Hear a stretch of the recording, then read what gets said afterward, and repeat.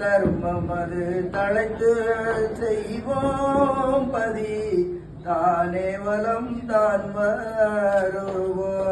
கொள்ளாது வகைகளித்து சுவாமி புது பூமி தோண வைத்து கள்ளாதார் கருவறுத்து சுவாமி கதியபதி வளம் வருவோம்.